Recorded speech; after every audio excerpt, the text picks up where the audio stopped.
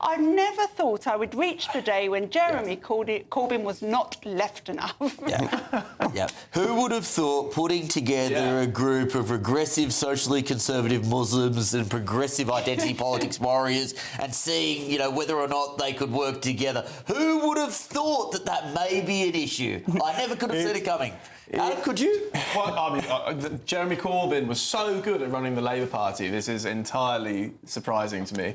I'll tell you what, Zach Polanski he's thrilled about this because it gives a clear runway for the Greens to... Yeah, I agree. Yeah, it leaves the door wide open for him. There's almost no point for them a little bit, really, with Zach doing so well. I will note that GB News has been barred from entry into the Your Party conference, and I will also note that I think for 4 or 5 months running now, GB News has been the top-rating news station in the United Kingdom. But anyway, I guess, you know, they just want to stay in their little bubble of irrelevance. Next question from Julia. And I like this question because I'm a big James Bond fan. What actor do you think should overtake Daniel Craig's role and play James Bond next? Kim Kardashian. Idris Elba. I was going to say Idris Elba. You can't have him. Idris. He's a bit too old now, though, isn't he? No, he's not too old. Someone... Black don't crack, he still looks great. No, he still does look great. I'll tell you what, though, I think whoever does it, they should take it back to the 1950s or 1960s and make it a period piece. It's a bit more interesting. They've run out of new stories. Yeah. You know, it's sort of too Mission Impossible. Whoever... It'd be Michael Fassbender or Tom Hardy for me. Fassbender would be great. Fassbender. Again, I think Great. probably... I don't know about Tom Hardy. I think it's a poison chalice, whoever gets Bond next, because the Broccolis have left and have left the production up to Amazon. But I will put my James Norton chip in. He's a brilliant actor and quite nice to look at too, isn't he? Yeah, no, obviously Amazon is going to take James Bond as woke as humanly possible. I've got grave fears for the future of the franchise. Anyway, again, we've got high fives coming up. Hopefully we can lighten the mood. But another way that we could lighten the mood, and what a great offer this is, there's also a brand new way to take part in the conversation with GB News, becoming a friend of GB News for free. Take a look.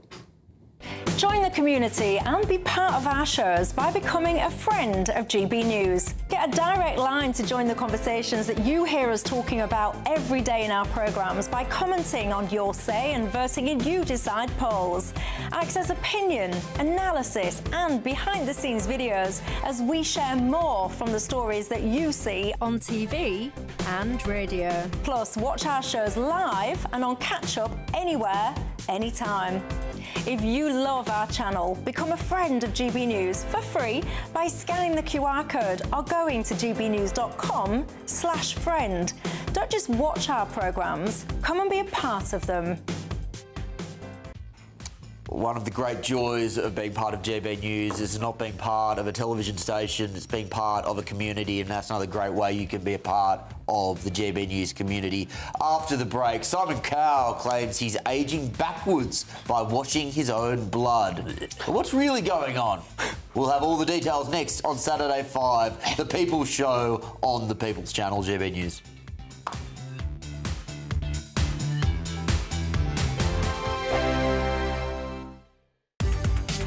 From the school run to the home run, watch a new show for all of Britain. He can say whatever he wants. A straight-talking show where all voices are heard. And, you know, when are we going to stop talking about smashing the gangs and actually do it? With the stories that matter from every part of our country. There's a bit of a crash landing there for your Chancellor. Bold, fearless and standing up for you. That's me, Martin Daubney, 3 p.m. till 6 p.m, weekdays, here only on GB News. The People's Channel, Britain's news channel. Martin Daubney, weekdays from 3 p.m. Well, he went to Sandhurst and graduated, and then decided the Paras wanted him, so he decided to go Royal Artillery. And he loved being in the army. He loved the camaraderie, the spirit, everything else. And he had a great career ahead of him. Went to Iraq and Afghanistan, and came back, and everything was fine. We were so relieved as parents. And then the signs started to be there of PTSD.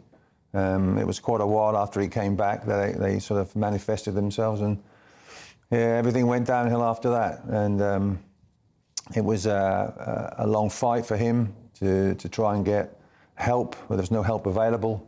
There was no one he could turn to. And in the end, my wife and I, we had to care for him.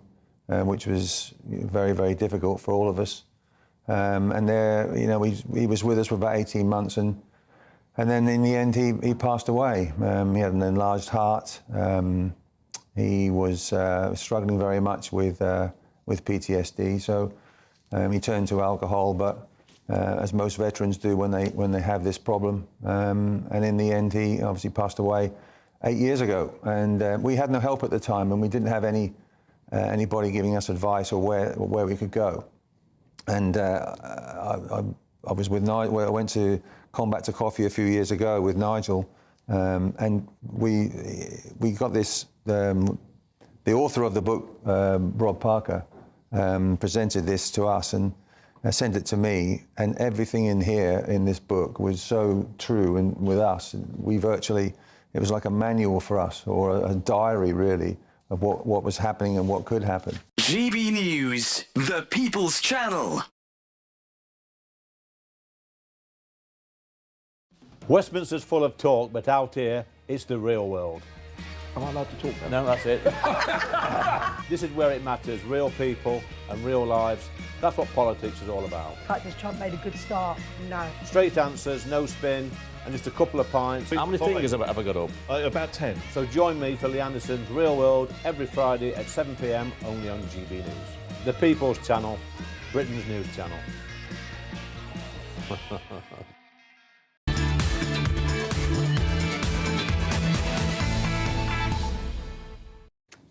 Welcome back. You're with the Saturday Five, but in extra form. It's the People's Show on the People's Channel. Please get in touch with us once again, gbnews.com/your say. Again, we're still going to be asking or answering your questions, I should say, in Ask the Five. Now, ladies and gentlemen, I literally did not think it would be possible to beat a 4-berth motorhome, but I think we may just have done it with the latest Great British giveaway. It's your chance to win our greatest cash prize to date, an incredible £85,000. I can barely speak, I'm so excited. In tax-free cash, it could be all yours in the new year. How amazing would that be? It's like having over £7,000 extra in your bank account each month for the whole of 2026. It really could be your biggest cash winner ever. Here's all the details you need to win. It's the greatest cash prize of a Great British giveaway so far. A simply stunning £85,000 in tax-free cash to spend on anything you like, making 2026 your greatest year to date. That could get you that brand new car, extend and improve your home, take you away on that bucket list holiday, or just give you some peace of mind over the coming months. For a chance to win £85,000 cash, text cash to 63225. One entry costs £2.50 plus one standard network rate message, or text bonus to 63225. 5 entries cost £5 plus one standard network rate message. Go to gbnews.com/win. Entries start at £2.50. Call 0903 686 3232. Calls cost £2.50 plus your network access charge. Or post your name and number to GB18 PO Box 8690 Derby DE1 9TT. UK only. Entrance must be 18 or over. Lines close at 4 p.m. on the 30th of January. Please check the closing time if listening or watching on demand. Good luck.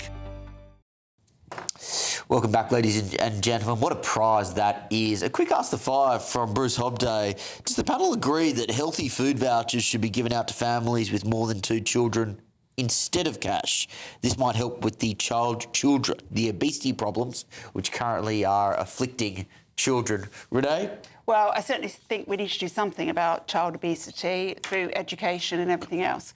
I just don't think we should lift the two-child benefit cap, frankly.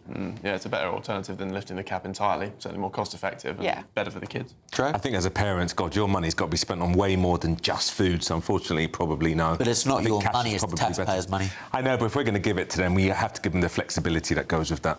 Yeah, I agree. No, I don't think you do whatsoever. In fact, I don't think you should be giving them the money at all. Tax is theft. Anyway, Simon Cowell says he's ageing backwards. How, you may ask?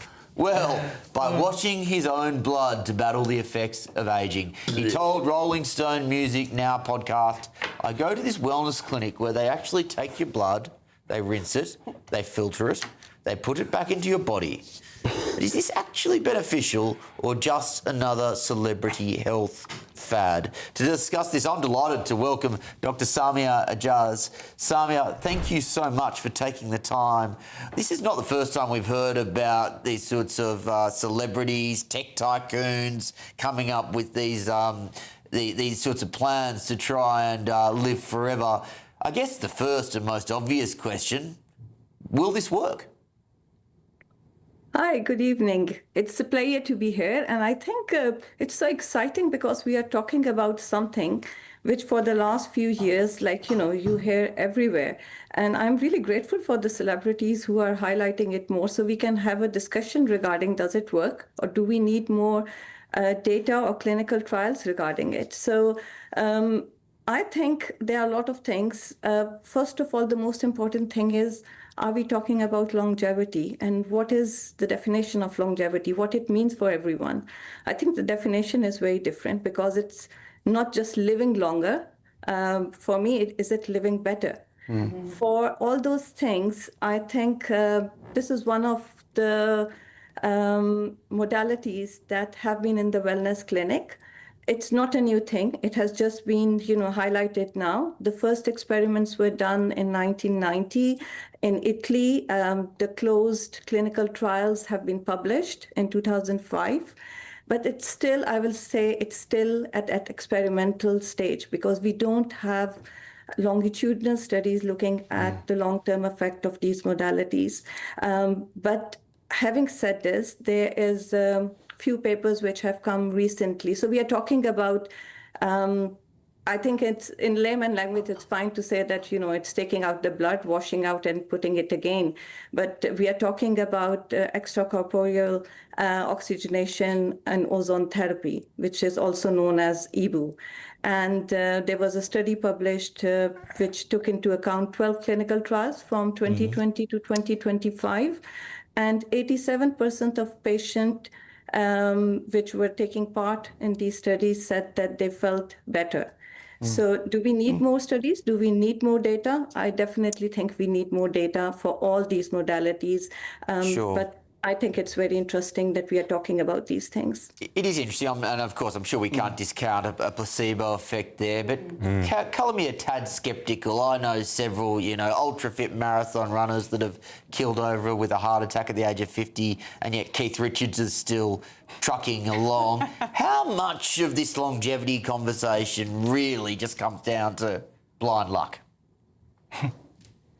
So longevity, I think it has to be, is it preventive health?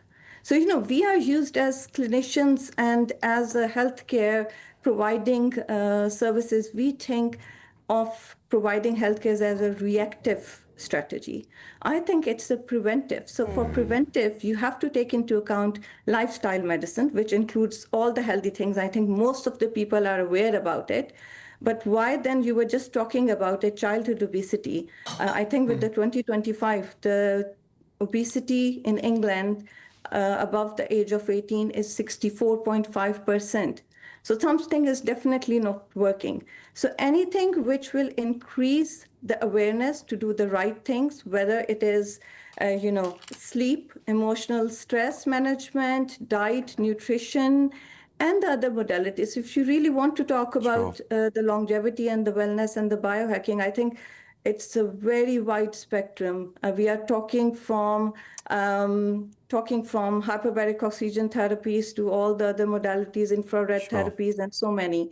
So what is the scientific data? There is now a lot of data available as well, which does show that some of these modalities are really very beneficial.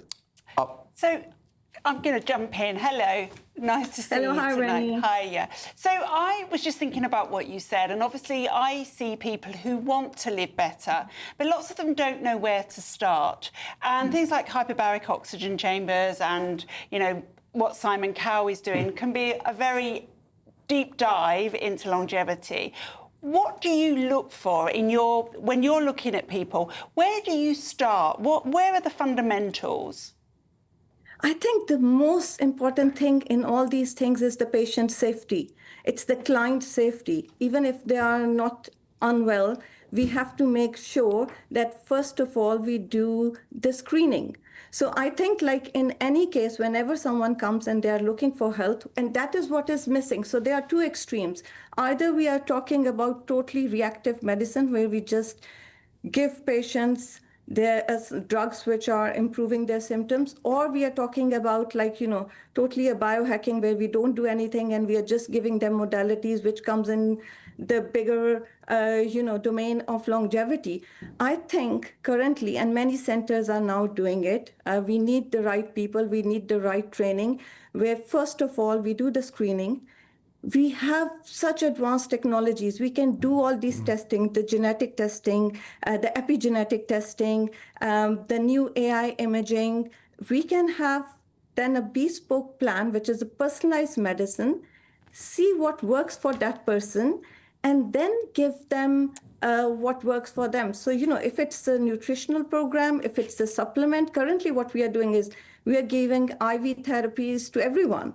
So they can go and get any IV therapies made, be from NAD to all those things, but we are not testing because we don't understand what are the right tests to. So coming back to your question, I think it should start by basic screening, making sure the safety is the main picture, and then moving to the rest of the things. Sure.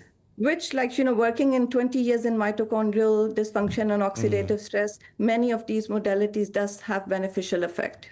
Interesting. What a fascinating era of medical science we're entering into. Dr. Samia, thank you so much for taking the time with us this evening. Thank you. Thank you, Doctor. Still to come on the Saturday 5 Extra. Round them all up. Put them in a big room that kind of looks like it could be a gas chamber. Oh, dearie me. A woman unleashes on Donald Trump supporters and it only gets more unhinged. You're watching the Saturday 5 Extra only on the People's Channel, GB News.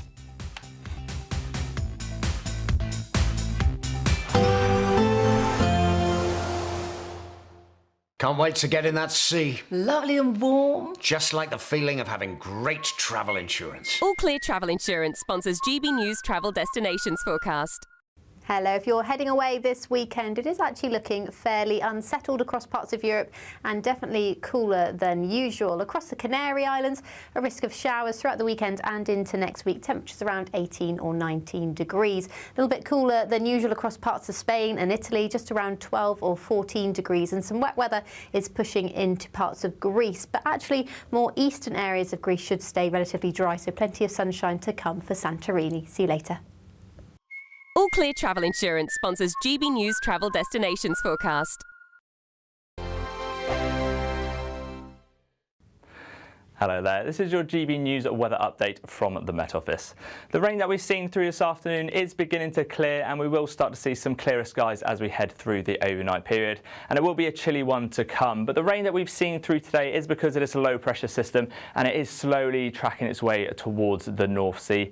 It will still be quite windy across these northeastern coasts. We could still potentially see some coastal gales for a time as it does move into the early hours of Sunday morning. But elsewhere, clearer skies to come. We even have an ice warning for northern England as those temperatures will start to fall away under those clearer skies. But even away from this, we could see some frosty patches towards southern England through the early hours of Sunday morning.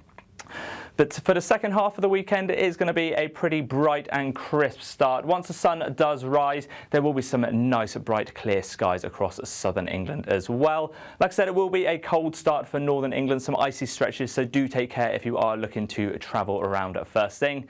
And we still have some wintry showers across the northern half of Scotland as well, where here it can still be rather cold and likely to see some icy patches at first thing in the morning. But through the day, that bright sunshine will continue for much of the UK. Those showers out towards those northeastern coasts will continually push their way off, and we could potentially just see some showers drifting in towards the western coast as well. All eyes will then turn towards this weather system out towards the west, but otherwise a chilly day to come. Most places around those mid-single figures for the end of the weekend. Now, much change on Monday. A large pressure system has moved in, and we do have a couple of rain warnings as well. Yellow across northwestern England, but an amber rain warning for southern Wales as well. So do take care first thing during the week. So an unsettled start to December, but for temperatures, they are slightly above average for the new season. You want to know what's really going on in the corridors of power? Labour don't know what to do with you half the time, and that makes you quite lethal in the chamber. Get behind the headlines with Chopper's Political Podcast. Join me, Christopher Hope, as I sit down with the great and the good of British politics. We'll see where this ruling takes us. These are the stories shaping our nation. Chopper's Political Podcast, available now on all platforms. Listen in and stay ahead. Decisions made in Washington aren't just shaping America, they're shaping Britain too. From migration to global security, from crime to health. Whatever happens in the White House today will be felt in your town or city tomorrow. That's why The Late Show is live from Washington, D.C. Cutting through the politics to show you what it all means for Britain. The Late Show live every night at midnight. Only on GB News, Britain's news channel.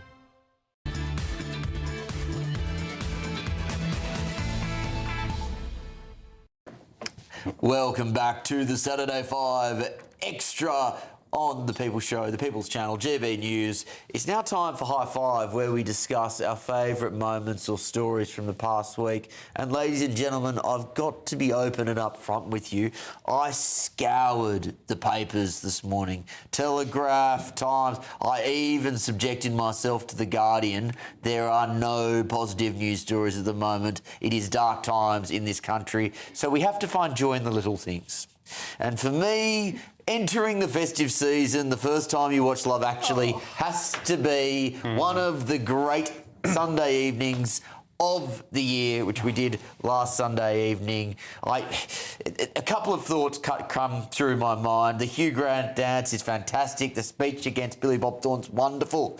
It is a great vision of what the UK was and can be again. The Laura Linney subplot is really annoying, but we'll put that to one side. But the fact of the matter is, it is one of the many reasons why I would say London and the United Kingdom is the best place in the world to be for Christmas. Mr. Kingston, can I ask you a question? You said we watched on Sunday. Who was that with?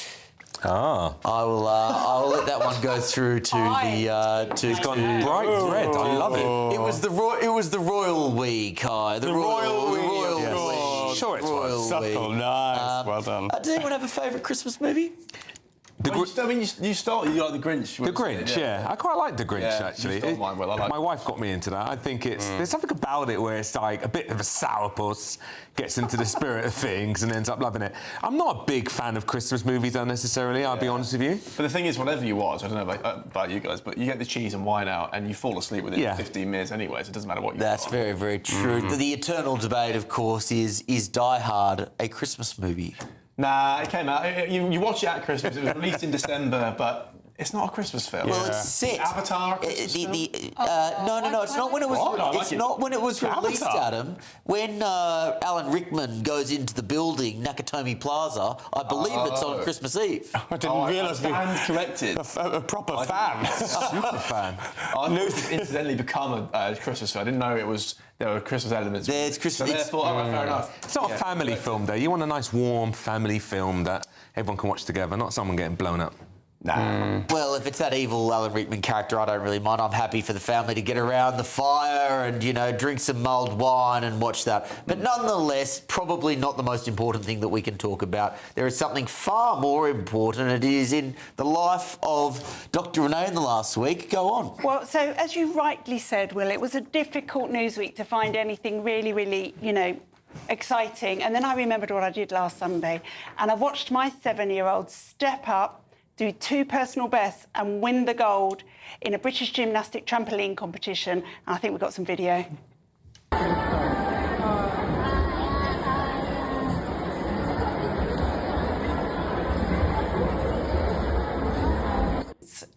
She was competing against boys, and her coach said to her before she went on, if you don't get a personal best in your flight time, you will lose. And so she did 2 personal bests. That's extraordinary. Adorable. Look at the height. Well So when you're judging trampolining, how much of it is height? How much of it is style? There is a whole part of the score on what they call time of flight, and it's a special machine that measures how long they're off the trampoline. She'd only ever got that to 9.1, and she stepped up and did 10.2. Brilliant. Well done. Are these those old school trampolines where you just have that metal bar and the springs around the edge and it's a rite of passage, you fall off and break your wrists, or is it a bit woke these days? Now it's a bit safer. Well, there are pads around the trampoline, and they do put crash mats. Trampolines go woke. Nanny state, I suppose. But nonetheless, Alice, congratulations. What a fantastic victory with 2 PBs. Adam, what have you got for us? Honestly, it was very, very easy for me to pick my favourite story of this week. Because on Wednesday, I don't know if you saw, but the geniuses of the Office of Budget Responsibility, you might not have heard of them until Wednesday, but they made my life so easy because they released the entire budget, or at least their forecast was effectively the same thing, about an hour before Rachel Reeves even stood up. So we didn't have to listen to her. We could just read through all of that. There you go, bang, bang, bang, there's your budget. And saved us all a lot of work. We already knew we were going to get clobbered with £26 billion in tax hikes. So we didn't have to listen to Rachel deliver the bad news. So thank you very much to the OBR. Had some disagreements with you in the past, but now... Well, Adam, I've got a question on this because I even think some of Kemi's most fervent critics would agree it was a stellar performance from her. Definitely. How much of that do you put down to the fact that they had a bit of extra preparation time? I would say, all right, give her credit. She's definitely improved generally over the last year, but there's no denying that. So that role normally, being leader of the opposition, responding to the budget, is the hardest thing you do in the job because you're not supposed to have sight of it at all. You don't have any preparation other than what's leaked, and so you're judging it on the fly. Isn't that a bit unfair? I think they should have sight of it before. They get sight of all other statements. It only benefits the opposition. If you're the government, there's no way you'd want to do that. Also, it's market sensitive, so you're not supposed to reveal this stuff. But anyway, unfortunately, or fortunately, depending on who you support, she had the whole thing for at least an hour, and it made her life, as you say, a lot easier. And she was very punchy. You know, she could have still dropped the ball, but... I thought it was her best performance, Kemi. By a country mile. It was... Yeah, no, it was really good. But still, it was kind of a reactionary performance. I want to see her do that in terms of their own policy and their own direction. But it was good, definitely. Really good. Literally as a reply. It is a reaction. By definition. Yeah, that's what I mean. But I'd love to see her have that same punch and fire when it comes to their own stuff. Do you know what I mean? It's easy to have got an hour head start and then have an opinion. Our head's going to roll at the OBR because this is a massive... screw up. It's a bonfire of the Crown goes. The biggest joke is, of course, we don't know how long it was really up for. I think it was around 24 hours, they think. Oh, it was basically, really? and obviously journalists found it because they figured out that just by changing the URL from March to November, you could find the budget or the forecast, the projections from the OBR based on the budget. I didn't know that. But who else had that? Who else did the guesswork and maybe acted on that market-sensitive information? We don't know. My guess is the head of the OBR will not be falling on his sword. Some Johnny Pencil pusher will take the blame and we'll have to cop it. Trey, what have you got for us? So what I've got is, I think, the greatest story of this week. But I would say that, why? Because I am a gooner. And that is the story of Eberechi Eze, who's just had the most amazing 7 days. You guys, I'm sure, will all agree. One of the best footballers, I think, that we've got in this country at the moment. But what's good about his story, especially it being November and Movember, it's all about men and men's mental health, is his story is remarkable. He was dropped by so many teams. Started off at Arsenal, he was dropped out by team after team after team after team. He's not one of these players that's got all the big ego. He's someone who always, he's a very Christian man.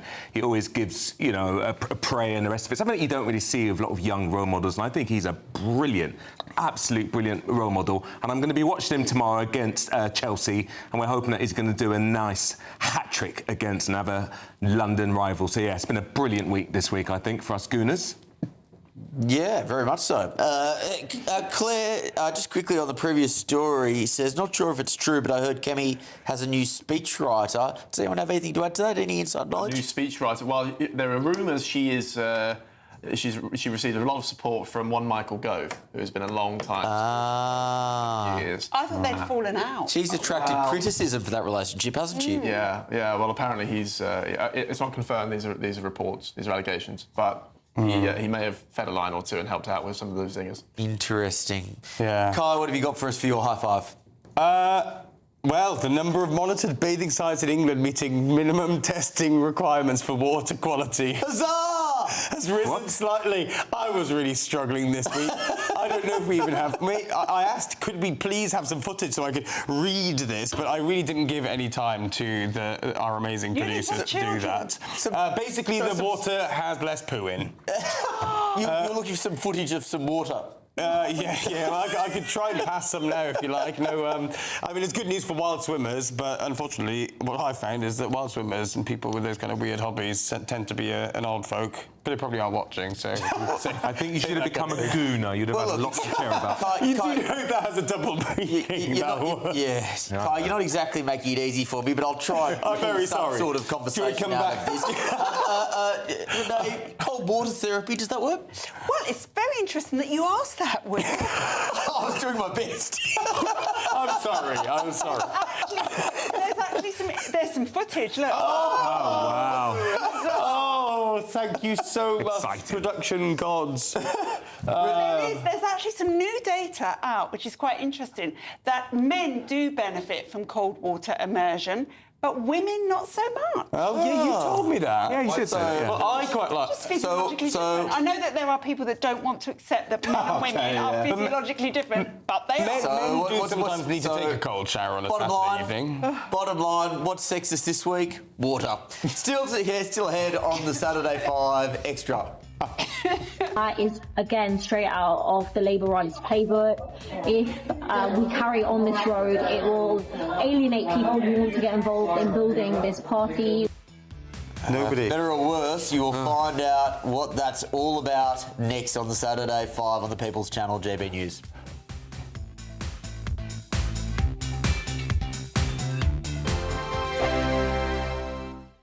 Britain deserves a newsroom that puts the facts and your voice first. Well, and that's what you get on GB News. Lively debates, lively conversation. And we're not afraid to hold power to account.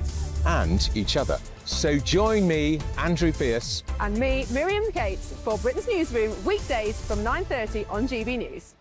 Hi, I'm Michelle Dewberry, and my show is your opportunity to cut through all the noise and dive in headfirst to some robust debates. Ideas clash. Situation, No, isn't it? no, Because the failure is... You're deliberately avoiding my point. Nothing's held back, And if you think this is the end of it, wait for more. and we do not shy away from the difficult stuff. Sometimes I want to shake people and say, if only you understood. So join me on Jubes & Co. weeknights at 6 p.m, only on GB News, Britain's news channel.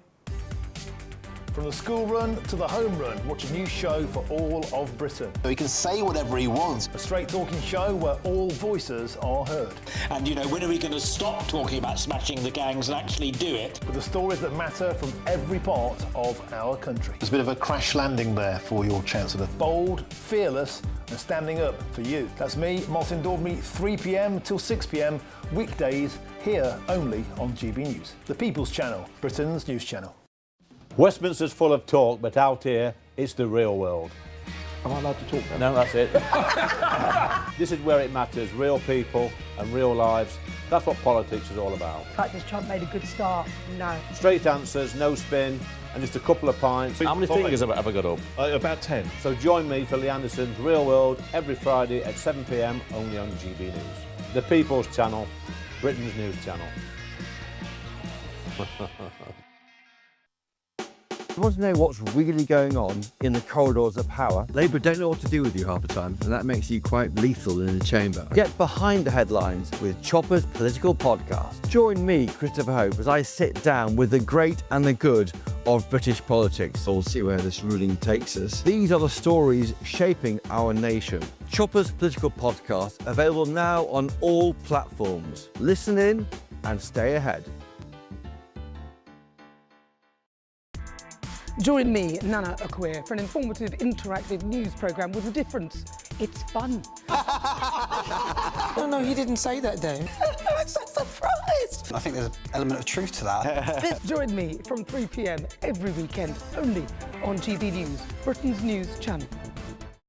At GB News, we love to hear from you, our loyal community. So drop us a line at gbnews.com/yoursay. There, you can talk to each other and also to the presenters live on air gbnews.com/your say, because GB News is your channel, Britain's news channel.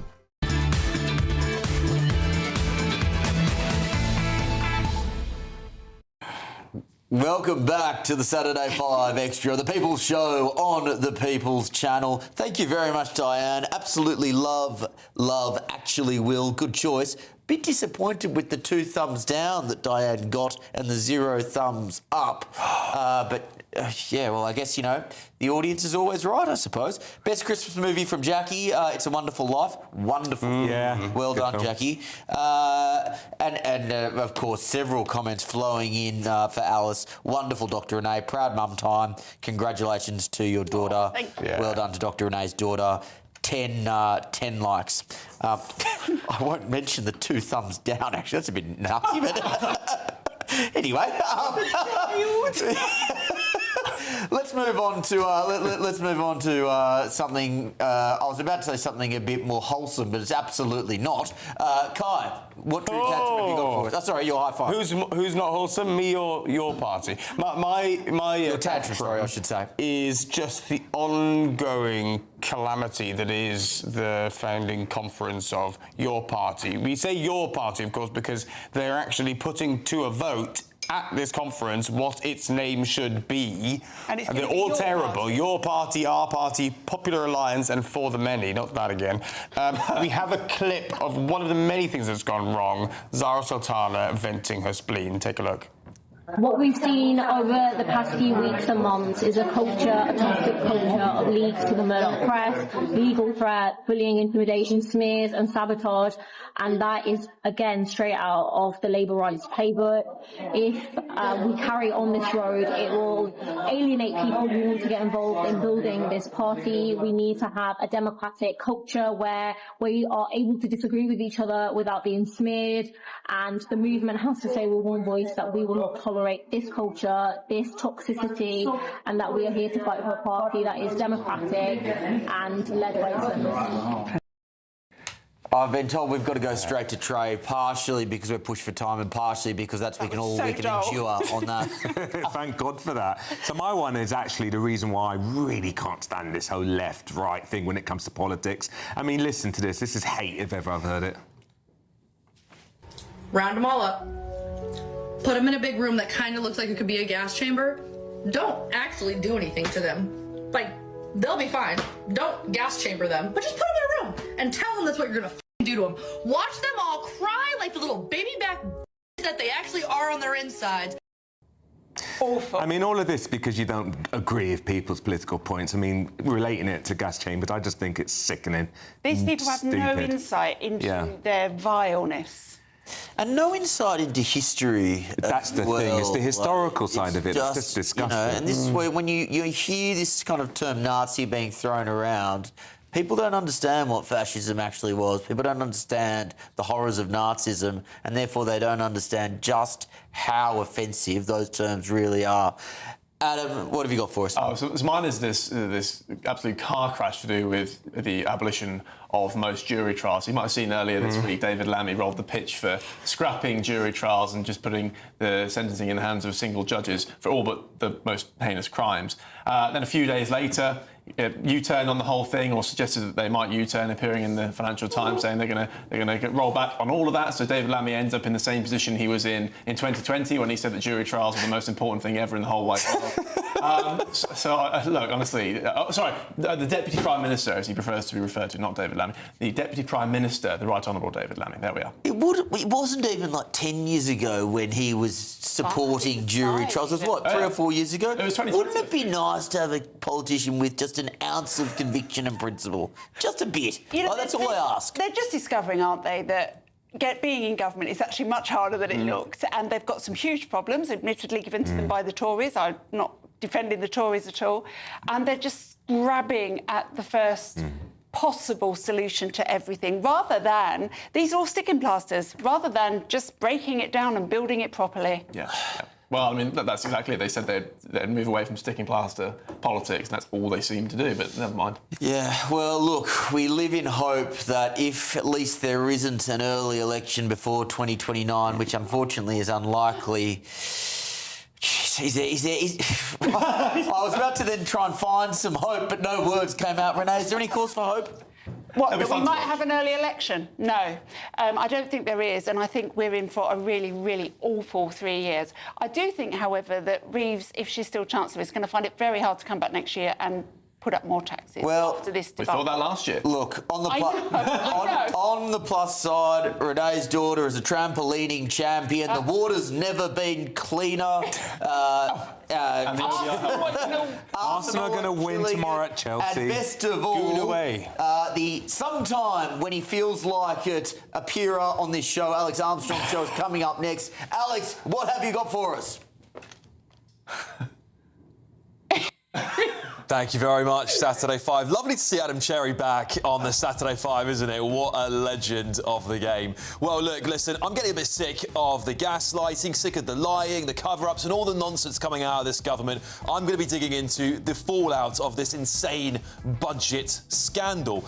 Donald Trump is pausing immigration from third world countries. Should we do the same? I've got exclusive interviews with farmers. Kemi Badenoch's on fire. So much to bring you. Stay tuned. Expect warm spells with the odd rude interruption. Boxed Boilers sponsors the weather on GB News. Hello there, this is your GB News weather update from the Met Office.